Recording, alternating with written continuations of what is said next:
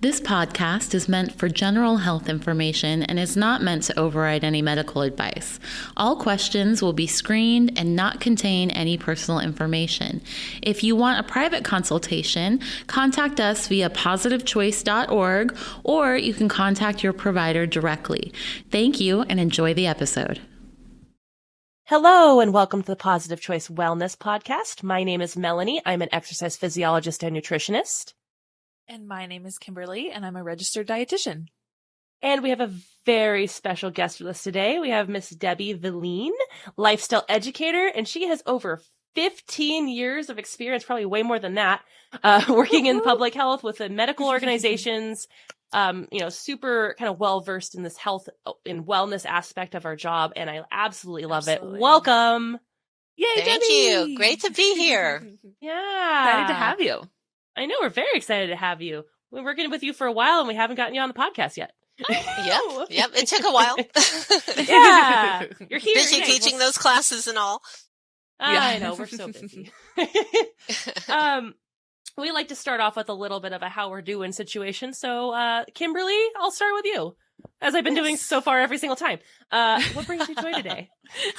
I'm happy to go first.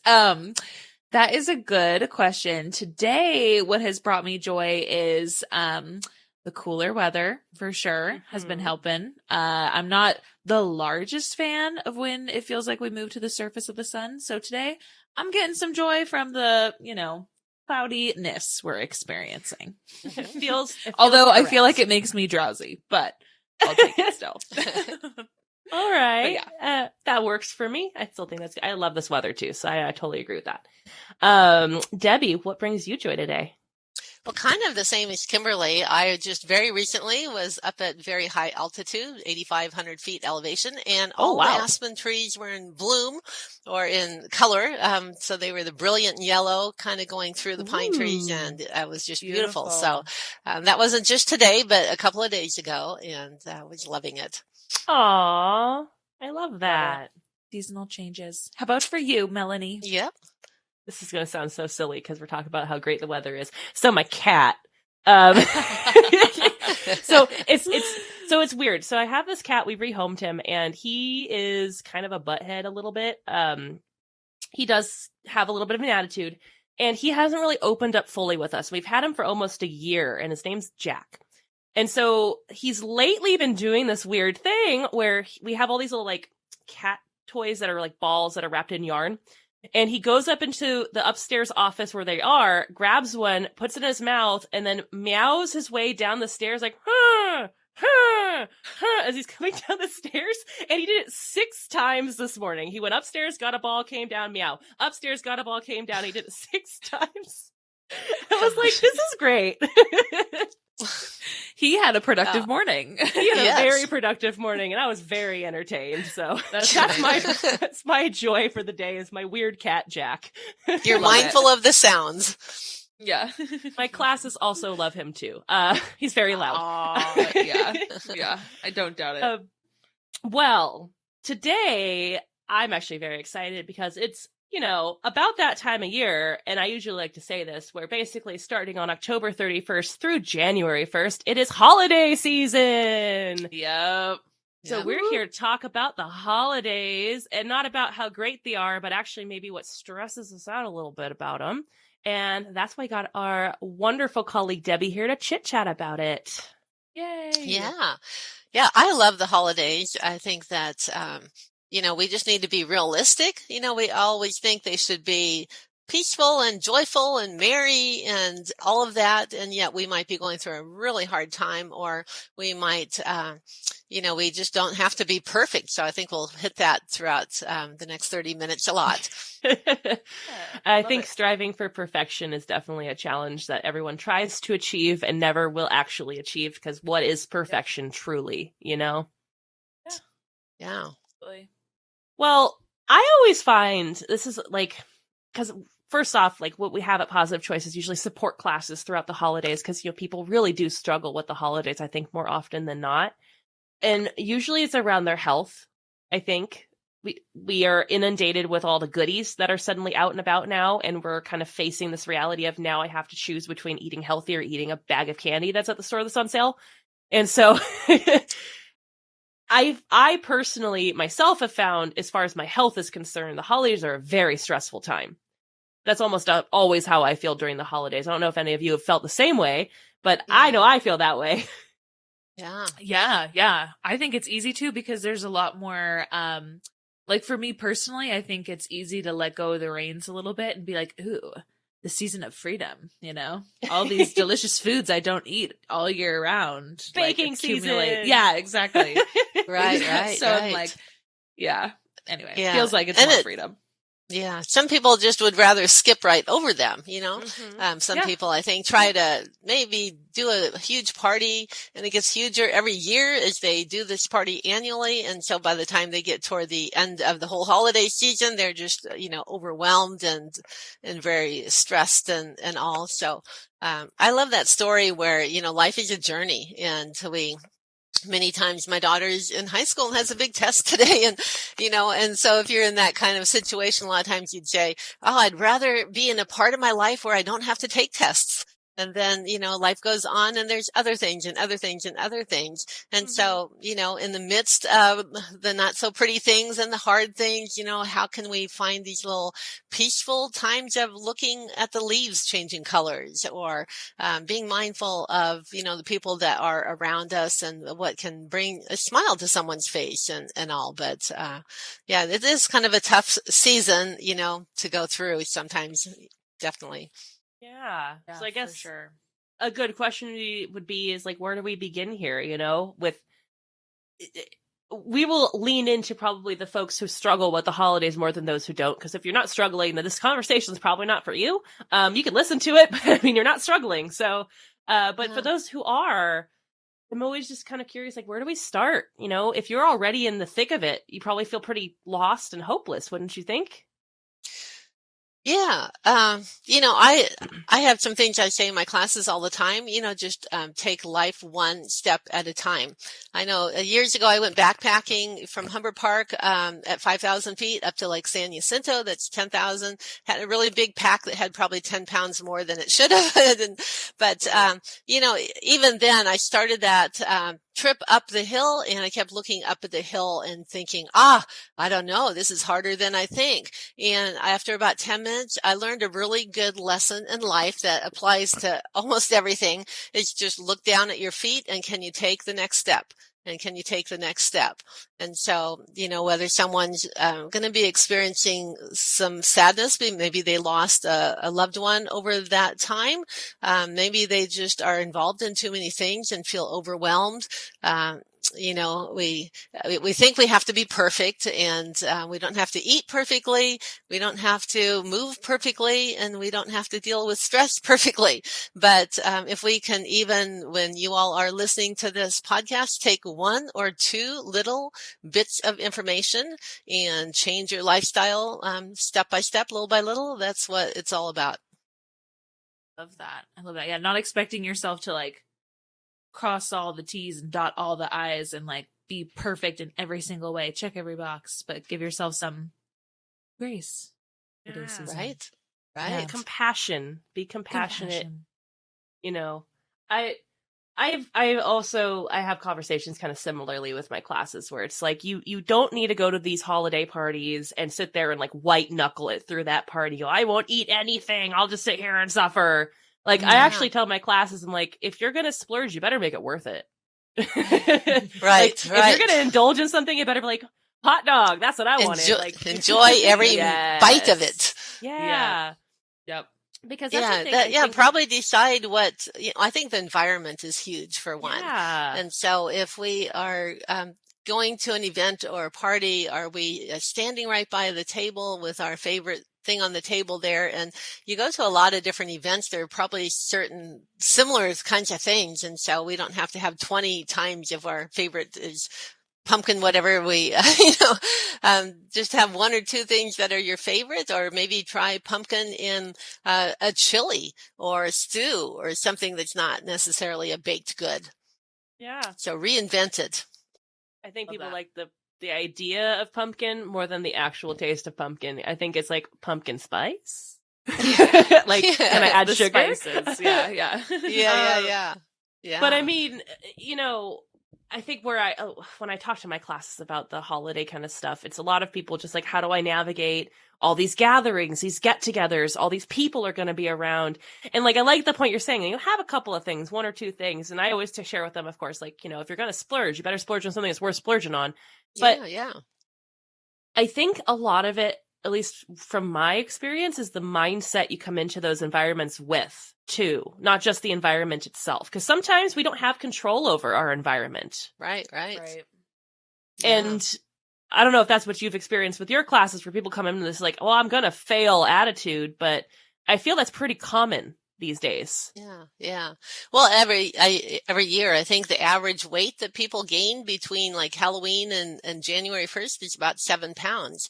Mm-hmm. And so I think a lot of people come in and just, well, I assume I'm going to just eat what I want and start all over January 1st with everyone else. And so how do we look at it different than, fail or not fail?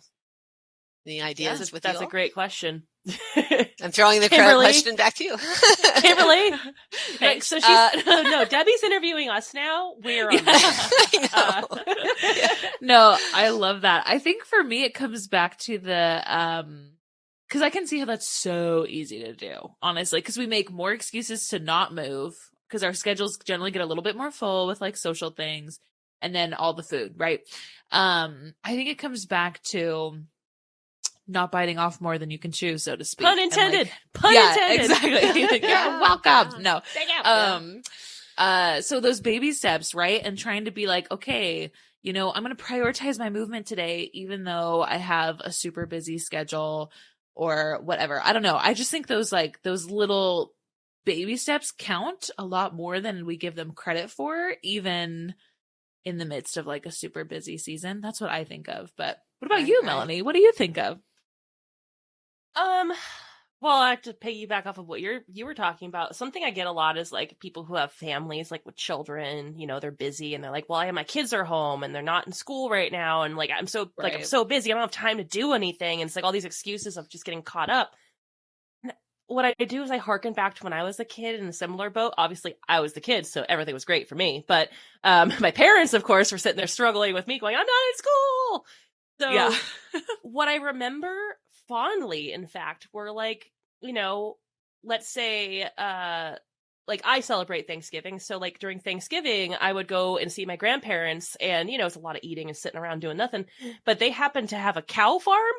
So what my cousins and I would do is we would go out and like run around the pastures and stuff and do all that kind of stuff. But as we got older, it ended up being like my family would go out and do these like family walks throughout like the pastures and kind of like check out the outside. It was always sundown because we always had like an early dinner. And I have such good memories of that just from the kids' perspective.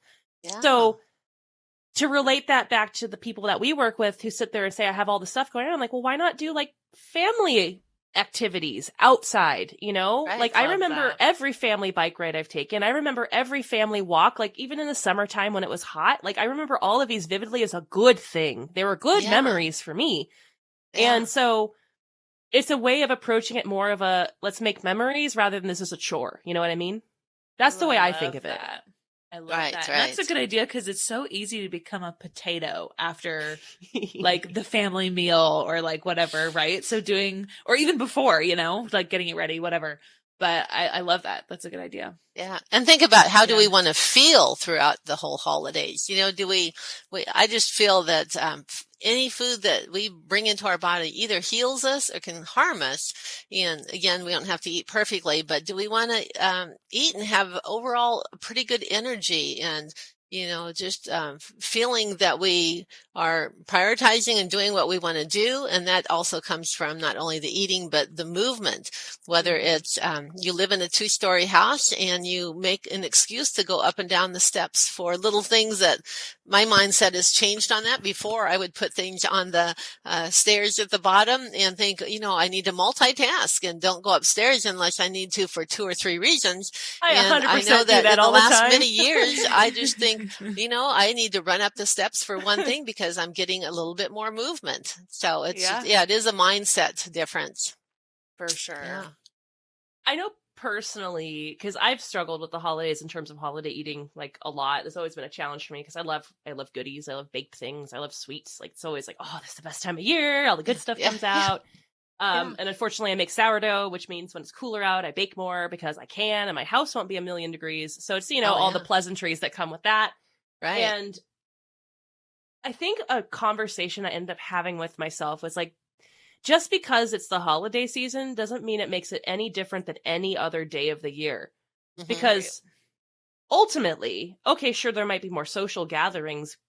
Cool. That's like one element of it. But like outside of that, the stores are laid out only slightly differently, and there's always something on the end caps in stores that you are going to be tempted by. So what makes it any different now than it does any other time of the year, And there's holidays that come up right away. There's Valentine's, Exactly. and then there's this, that, and all year long there's different holidays, Yeah. And there's always finding a way to put the junky food out there for us. If it's not sweets, it's usually not good other things, and this is no different than any other day of the year. And that's a conversation that I've had with myself. But then what I circle back to in my head also is, but then what about the people who are using food as a way to get through the holidays because they feel alone or isolated? Because that might be something that people experience as well. So it may not necessarily be like, oh, this is just a different time of year. It's more like, I don't have anyone to celebrate with, and I feel alone and sad, Yeah, it's a coping mechanism. Mm-hmm. Yeah. I love how our classes too, we don't talk just about what to eat, but we do talk about the why to eat. And many times we don't talk about that, but that it's a little bit harder and longer to kind of go through that. But sometimes the awareness, just the first step is maybe for 3 days, write down, what you're eating, but it doesn't have to be how much or calories, but like, are you eating because of why? The clock says it, you feel bored, you feel lonely, you are just in a hurry, and where are you eating it? Are you eating it in the car, in front of a screen of some kind? So just that awareness tool can help to be the first step. And then we talk in our classes a lot about being mindful, and some of it might be being mindful of our emotions. Yeah, we can say out loud to ourselves if no one's around, today I feel frustrated because, and fill in the blank, but identify our feelings. I think we live in a world sometimes where we think that our feelings are, we show a weakness when we are talking or showing emotions, and that's not the case at all. I think we can experience joy higher when we have experienced the pain a little bit deeper, and I'd rather have that than just be kind of steady all the way through, and not feel joy or pain. None of us want to feel pain, but we do want to feel the love and the joy part. You're saying I have to feel my feelings? Feel the feelings. I don't want to do that. But that's a very, very good point, though. I mean, that's ultimately, I think, why a lot of people turn to food is because they don't want to feel their feelings. They're like, food is a better way to not feel them. Food is great. Yeah. It numbs or it's, whatever. Yeah. It's distracting. Yeah. It's distracting. There you go. Yeah. It's distracting. And it's a temporary relief from like negative feelings. Feelings are complicated. They're challenging. They're uncomfortable. And then this, I don't know, cupcake is like, I feel better now. And it's like, okay, that was short-lived. Another cupcake, I'm better again. And it's this constant, like, let's keep inundating ourselves with food to avoid getting to the root cause. Why am I upset? How can I sit with this? How can I not use food as this opportunity to cater to that? Yeah. And if we have kids, whether it's teaching them how to deal with their emotions and all the things that, especially in the last 2 or 3 years, or teaching them something in the kitchen. I mean, they're always watching us. And there was a good book years ago that I had learned about, and it was How to Talk So Your Kids Will Listen and How to Listen So Your Kids Will Talk. I can't remember the author right now, but it was around. It's still around now, but it's just as much for adults, but it really helps us to start with the I statement and identify the feelings and all of that. But it's a skill that even though we weren't maybe raised with or we learned as a child, but we can always learn new skills. Just like if we were going to I have never played pickleball before, but in my class, all these people talk about pickleball all the time. And I thought, okay, when like my daughter's maybe out of, the house and in college, or if I have some more time, can play pickleball, I might, but it's a new skill. So just like, identifying our feelings and talking and that whole communication. And that's a big part of the holidays is, miscommunication and relationship challenges and all. So we can take opportunities all year long, not just during the holidays to learn these things. Oh yeah, 100%. That's true. It's almost like, we have to like, okay, I don't know. I don't know how to explain what I'm thinking in my head, but you gotta like build up the habits, so that they're easier or like more, I guess, quote unquote, habitual when the holidays actually hit. So it's like natural, right? As opposed to like expecting ourselves to be, there you go. Yeah. As opposed to like expecting yourself to implement all these new things and be this new human during this time of year. It's stuff that we should be working on all year long. And then when this 2 months hits, we're like, okay, it's normal. It's natural. I can fall back on my habits, etc. And for everyone who's listening who thinks the first of the year makes it a different time, I will tell you it's just another day. The first of the year isn't a reset button as much as we want to think about it as a reset button. It's not. Whatever issues you had before the first of the year are still there. They don't just go away. Yes. Right. No. Well, imagine that we wanted to learn how to eat better. And so someone gave us 2 weeks of eating plans, and we'd go out and buy all of that food. And then we'd try to every day, do all these different, menus and all. And I would be overwhelmed. So that's the same thing. I think that when January 1 hits is that we kind of try to do that, big 2 weeks, whatever it is, whether it's eating or something else, but just do it all and learn it all. We want to lose weight all at once and learn how to eat well all at once. But, just if we're trying to eat a little bit better, maybe for breakfast, try some overnight oats. There's pumpkin recipes with that and all kinds of different recipes that are really healthy.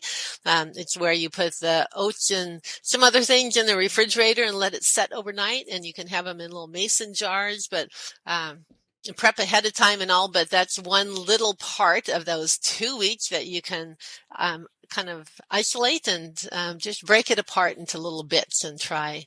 So over the holidays, the same thing. Yeah, same concept applies. I like that. Yeah, that's a really good point. And I think, it's just breaking that mindset of it's like a different time of year. No, it's just another day. There's other stuff going on, just like any other time of the year. Like if you're really to sit down and map out the stressors of the year, they're there all the time. Doesn't matter when it is. So it's recognizing that and treating this holiday season, quote unquote, they can't see my hand doing the air quotes, but, treating this holiday season just like it's any other time of the year. And that's that. And maybe you're just a little bit more social than you were. And, something I've talked to my classes about too is, let's say, for example, someone's been invited to multiple social gatherings because maybe you're just a popular person, and you're going all the places all the time. Like you have a lot of friends, and that's great. But let's say it's like 3 or 4 a week. That's a lot, right? Like that's a lot of things to do, or like a lot of birthdays are coming up or something's happening. We're like, I am just busy every week. I got a celebration. And what I like to share is like, you can enjoy yourself at these celebrations and work them into your life where you could still be successful in either whether you're maintaining or trying to lose or whatever you're trying to do. You can go to these things and be okay. Like that's just, no one in the world is saying you can't. It's just coming in with the right attitude and accepting that, you don't have to eat all the things that are there. And what I also specify is pick one of those events that you want to go crazy at. Have fun. Pick one. Just one. Not the whole week. You don't get to have every single day. Like we all know, you can't splurge every day and be successful. It just doesn't work, unfortunately. So if you want to splurge, choose the one that has the most value to you. Maybe the splurge you choose is the one with the better cake or the better food. Who knows? Like that's a you thing at that point. But choosing one that has the most value to you, where would you like to expend that fun energy that you want to expend? And then where can you be a little bit more health forward, I love that, Melanie. Yeah. Yeah, that's really good. Eat the foods that are worth it to you. Yes. Treat yourself. Yeah. I say if you exactly. really love a brownie and it's going to be, once a month or every 2 weeks, go down to a deli find the most expensive, decadent little brownie there is and pay $7 or $8 for a little piece and then enjoy every bite. But I think it's all the other things, that are around too. And I always think of this because like I can't say what pizza place I don't like, but there's a pizza place I really don't like. And if I were served their pizza, which I have been in the past, I'm like, I'd rather just not eat pizza. Like this is not doing it for me. So be choosy. Yeah. And so if you're presented with like, exactly, you're allowed. Like if you're going to use your calories, use them with something that's worth using your calories on. So if I was presented this pizza, for example, of this place I don't like, and I was like, ugh, gross. Well, food. I'm going to eat it. So I eat it. I'm not going to enjoy it. It doesn't feel like I'm hitting that pizza spot that I want to hit. And then I'm going to end up eating my way around it until eventually I get the pizza that I want, which may not be even that day. It might be several days away, and I'll keep trying a way to eat something that maybe that'll hit the spot, Yeah. So I know that sometimes during the holidays, there's like those special foods that come out that you only get one time a year. So this could be one of those opportunities where if you're presented with many occasions to potentially eat said food, pick the better of the options, right? Like if you love pecan pie and someone has a homemade one at one of the parties, but everyone else went to like a grocery store and bought theirs there, what would you rather have, right? Like pick the one that has the most value to you, because then it's a special thing. Then it's meaningful to you, and you're not going to scarf it down as another food item. Right. Yeah, we've all heard, that in the 1850s, we had maybe 6 pounds of sugar per person per year, and now we're at 152 to 160 pounds of sugar per person per year. And I thought, back then they liked sweets just like we do. They had stress, like we do, in maybe different ways and all. And so I know I grew up with, a belief because of my family that, if it wasn't homemade, don't eat it at all. And it's just not worth it. Even a cookie at the store, if it's not homemade. And so I think that's part of what they did then, that, they made something. If I made something good and I spent a lot of time making it, I wouldn't want someone to eat it really fast and boom, that's it. And I wouldn't have a whole lot of time to do that and all of that. So here we have all of these stores that have so many choices of baked goods and all. So again, it's, there's a lot more out there. And so if we be real picky and choosy, like you said, Melanie, just what is worth it? You love that piece of pecan pie and you get that once a year, go for it. Yeah. But then other times I have a recipe that I do usually over the holidays, garbanzo nuts. And you take garbanzo beans and you drain them, put them into, on a cookie sheet that has a lip so they don't fall off. And you're just going to sprinkle them with some, no salt seasoning of some kind, whether it's Creole seasoning or Italian, whatever you want, garlic, and you bake them for 30, 45 minutes. So you want them crispy, but not burnt. And then they'll stay for up to 2 weeks, like in a little Tupperware or something in the refrigerator, but not so good for you in moderation. But the beans, we all want to have more beans if we can to, a lot lower calorie too. Yeah, right. Yeah. No, I like that. And like finding healthier alternatives to the things you enjoy. You could take the juice from those chickpeas and whip it up with a hand mixer and make aquafaba and have some sort of like meringues, like you can do a lot of stuff with that. I'll come to your house, Melanie. I do like to cook, but, I think also, I'm one of the people who doesn't like being told what to do at all. So if I tell myself, are you a firstborn? I very much am. Yep. Firstborn. So am I. Yeah. But I don't like people telling me what to do. I don't like people saying, no, you can't have that. Cause it's the same thing as like, don't push the red button. You're like, I'm going to push it like that. You just told me not to, and you can't tell me what to do. I'm an adult. So the issue that I find, especially with a lot of people, is if you tell yourself, no, you can't have that. No, especially around this time of year, it's like it just puts it on a pedestal and makes it that much more important to you than it once was. Yeah, we don't want to feel deprived, right? Yeah. And I recognize when people are trying to be really healthy and they think I'll just white knuckle it through the holidays. When you tell yourself no like that, that's just adding to that deprivation feeling that you're getting. Where you're like, I don't get to have anything. I don't get to have joy anymore. Like, this is my life now. I always hear people, not always, I hear people periodically in classes go, food is just nourishment. Food is food. Like, food is fuel. I don't eat for joy. I eat for nourishment. And I'm like, that's such a sad way to approach that. Like, that makes me sad inside because food is great. Yes. And it's really, instead of saying, no, I can't have these things, it's like, well, I can have that. I just won't have it right now. I'll have it in a couple of weeks at so-and-so's house party that they're going to have because I know they're going to have it there. And then when you do have it, instead of it being on this like pedestal, this amazing thing, it's like, it's now a special treat for you. You waited, you were patient. It has more value now to you versus, no, you can't have that. And then you eat it out of shame, you know? Yeah. That's true. And to your point, Melanie, I tell my classes that some of the grumpiest people I know are the most like restrictive with their eating. They're like, I can't have this, I can't have that, blah, blah, blah, you know? Maybe there's a correlation. And food does bring us joy, so I'm just saying. Like not to knock on people who treat that as such, but I think food, there is a value to like good food, and there is joy in food. And if you don't agree with me, that's fine. That's just my own opinion. But I think if you're finding that you're pretty miserable and that's your mindset around it, maybe there's a way to like maybe tweak your mindset around that. You know, maybe that's not the right way of thinking about it. If you're finding it's not making you any happier, because that's could be the issue. Who knows? You know? Yeah. I agree. And I think it comes down to, you know, have one piece of pie instead of the whole entire pie. You know, or like whatever. Don't let us steamroll through the whole thing. Like moderation, mindful.